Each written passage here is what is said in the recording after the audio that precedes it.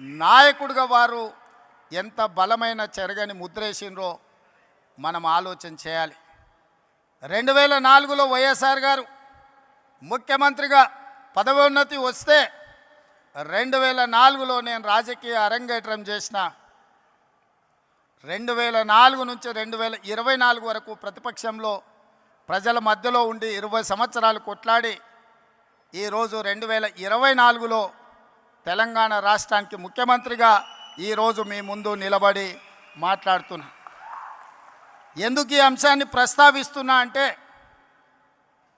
YS Sharmila 2009లో Rajasekhara Reddy గారు చనిపోయిన తర్వాత వారి మరణాన్ని భరించలేక వారి మరణంతో గుండె పగిలి వందలాది మంది చచ్చిపోతే ఓదార్పు యాత్ర మొదలుపెట్టి షర్మిల గారు ఈరోజు ఆంధ్రప్రదేశ్లో కానీ తెలంగాణలో కానీ కాంగ్రెస్ పార్టీ కార్యకర్తలను వైఎస్ఆర్ అభిమానుల మధ్య అలుపెరగని పోరాటం చేస్తున్నారు.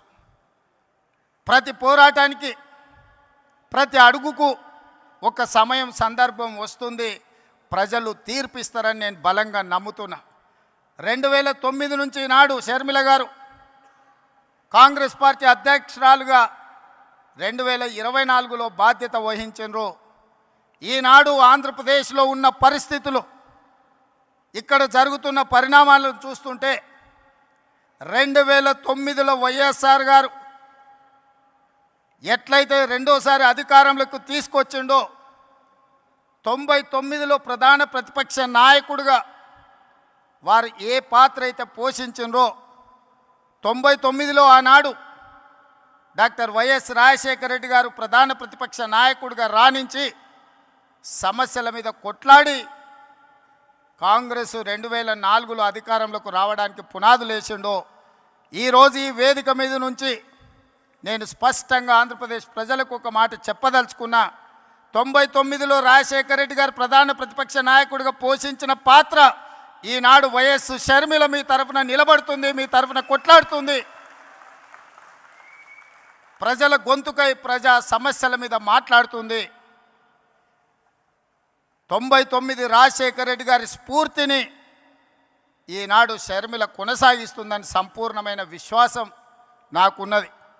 99లో వైఎస్ఆర్ను చూసిన చాలామంది పెద్దలు ఈ వేదిక మీద ఉన్నారు, ఉమ్మడి రాష్ట్రంలో ప్రజలు ఉన్నారు. 99లో వైఎస్ఆరే ఇవాళ వైఎస్ షర్మిల ప్రధాన ప్రతిపక్ష నాయకురాలుగా పనిచేస్తుందని చెప్పి నేను ఈ సందర్భంగా మీకు అందరూ తెలియజేస్తాను. ఈరోజు ఈ రాష్ట్ర రాజకీయాల గురించి నేను ఎక్కువ మాట్లాడాను, కానీ ఒక్క మాట అయితే చెప్పదలుచుకున్నా. ఈ రాష్ట్రంలో బీజేపీ అధికారంలో ఉంది.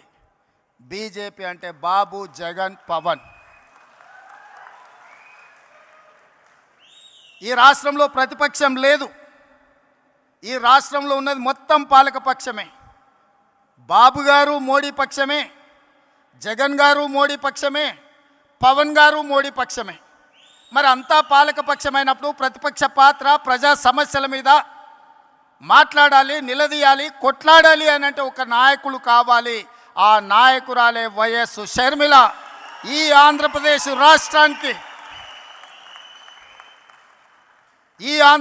రాష్ట్రానికి ప్రజల పక్షాన, బడుగు బలైన దళిత గిరిజన మైనారిటీ మహిళల పక్షాన నిలబడి కొట్లాడేది, నిలబడి మాట్లాడేది, ఢిల్లీతో నిలబడి కలబడేది వైఎస్ షర్మిల. షర్మిల గారి నాయకత్వంలో మీరు పనిచేయండి. తప్పకుండా 2029లో రాజశేఖర రెడ్డి గారు ఏ విధంగా అయితే 1984లో ప్రస్తావన మొదలుపెట్టి 2004లో 20 సంవత్సరాలు కొట్లాడి ఆనాడు ఉమ్మడి ఆంధ్రప్రదేశ్కు ముఖ్యమంత్రి అయిండో, 2009లో ఈ ప్రస్థానం మొదలుపెట్టి 2029లో ఆంధ్రప్రదేశ్ రాష్ట్రానికి వైఎస్ షర్మిల ముఖ్యమంత్రి అవుతుంది.